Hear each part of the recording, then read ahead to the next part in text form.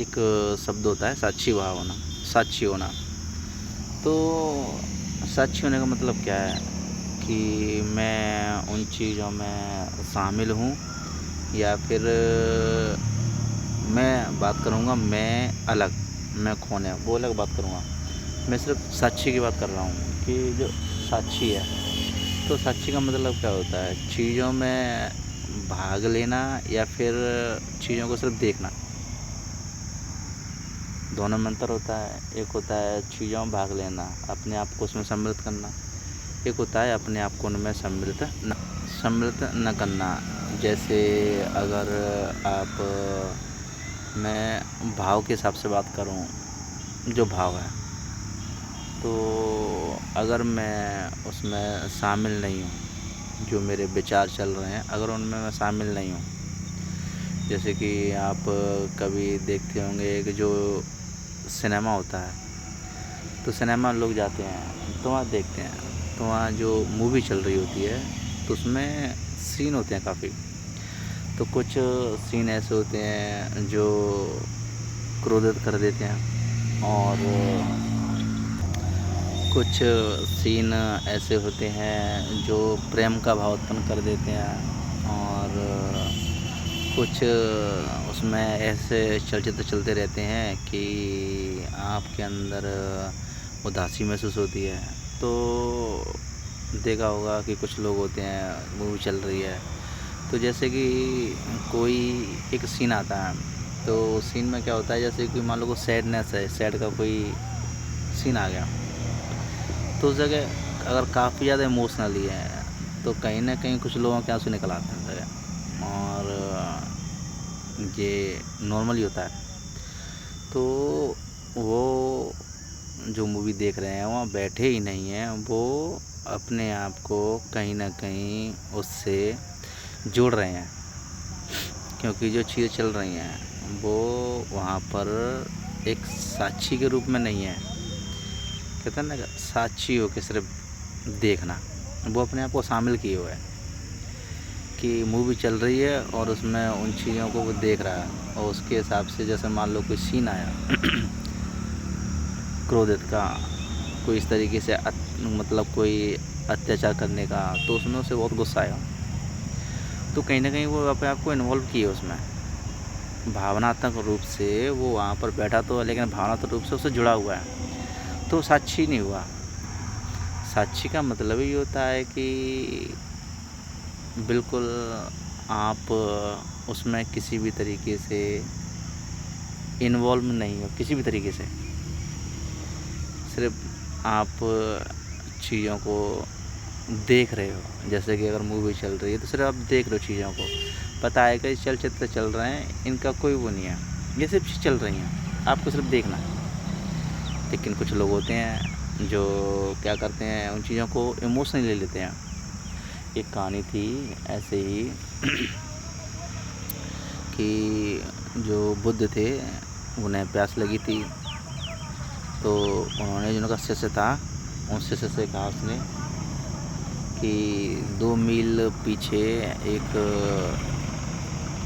झरना छोटा सा था, तो रास्ते में पड़ा था, तो मुझे प्यास लगी है तो वहाँ से पानी लेके आओ। तो गुरु का आदेश हो गया, वाक्य जाता है तो देखता है कि वहाँ से एक गाड़ी निकल गई, वहाँ से गाड़ी निकल गई। तो जैसे ही गाड़ी निकली तो उसमें जो नीचे जो मिट्टी, जो पानी में जो मिट्टी विट्टी थी ऊपर आ गई, धुंधला पानी हो गया, और कुछ था जो ऊपर आ गया, तो पानी बेकार हो गया बिल्कुल। तो उसने क्या कहा, भाई गुरु के लिए पानी तो पीने लायक है नहीं है। तो वहाँ से फिर आया वो, आके गुरु के पास आके बोलता है कि कि वो पानी पीने लायक नहीं है। मैं ऐसा करता हूँ कि इससे 2 मील आगे, 2-3 मील आगे एक है, नदी पड़ती है, तो वहाँ से पानी लेके आपके लिए लेके आता हूँ। तो भगवान बुद्ध ने कहा कि नहीं, तुम वहीं जाओ, वहीं से लेके आओ, मुझे प्यास लगी है बहुत तेज, आप जाओ वहीं से लेके आओ। तो आदेश गुरु का, तो वो गया रास्ते में, और रास्ते में सोचता हुआ जाता है कि नहीं, अब मैं उसमें उतर के ही लेके आऊँगा। अगर पानी गंदा भी होगा तो मैं उसको साफ़ कर के जब लेके आऊँगा, लेकिन लेके आऊँगा गुरु के लिए। तो जैसे ही वहाँ पहुँचता है तो देखता है पानी बिल्कुल साफ़ था। वो बाहर खड़ा था, अंदर नहीं घुसा, बाहर से देखा उसने। पानी बिल्कुल साफ़ था, क्लियर था, क्योंकि वो वहाँ से निकल चुकी थी। अब जो चीज़ें थी वो बैठ गई थी बिल्कुल, तो स्थिर हो गया था बिल्कुल। तो जो पानी था बिल्कुल ऊपर आ गया, उसमें किसी प्रकार की कोई मूवमेंट नहीं थी, तो पानी बिल्कुल साफ़ हो गया। तो पानी लेके आया और आके गुरु के चरणों में गिरा। तो भगवान आपने मुझे एक और शिक्षा दी कि अगर मैं उसमें जाता तो कहीं ना कहीं वो पानी फिर गंदा होता। तो वो भी कहीं ना कहीं एक साक्षी के रूप में रहा बाहर,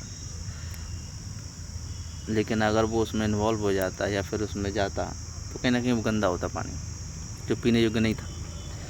तो साक्षी का मतलब ही होता है कि आप उसमें इन्वॉल्व नहीं हो। अगर वास्तव रूप से अगर इन्वॉल्व होते हो तो साक्षी का मतलब नहीं है। मैं यहाँ पर बैठा हूँ, अगर मैं चीज़ों को देख रहा हूँ, मैं चीज़ों को देख रहा हूँ। लोग मेडिटेशन करते हैं, ध्यान करते हैं, तो वो क्या करते हैं, वो उसमें इन्वॉल्व होते हैं चीज़ों में। विचार आ रहे हैं तो उनमें इन्वॉल्व होंगे, क्योंकि कहते हैं कि मेडिटेशन करते तो विचार कुछ ज़्यादा ही आते हैं, तो इन्वॉल्व होते हैं उनमें। वो अगर उनमें वो इन्वॉल्व हैं या उन भावनात्मक रूप से जुड़े हैं तो कहीं ना कहीं वो बाधा उत्पन्न करेगा, रुकावट उत्पन्न करेगा। तो साक्षी भाव का मतलब तो यही है कि बैठना, बस कुछ नहीं करना, ना आपको एकाग्रता करनी है, ना आपको कोई विचार करना है। जो घट रहा है उसे घटने दो। चीज़ों में रुकावट उत्पन्न मत करो। अगर आप किसी भी चीज़ से जुड़े तो वो बाधा उत्पन्न करेगा कहीं ना कहीं। तो साक्षी भाव यही है कि घट रहा है, घटने दो। तुम साक्षियों का सिर्फ देखो।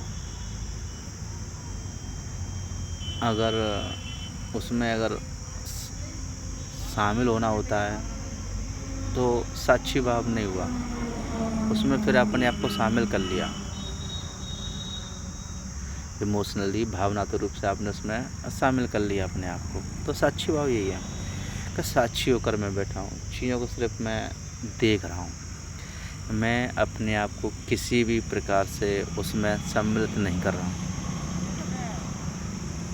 मैं अलग हूँ और जो चीज़ें घट रही हैं वो अलग है। मैं सिर्फ देख रहा हूँ, मैं कहीं भी उसमें किसी भी तरीके से शामिल नहीं हूँ। यही एक तरीके से साक्षी की परिभाषा हो सकती है।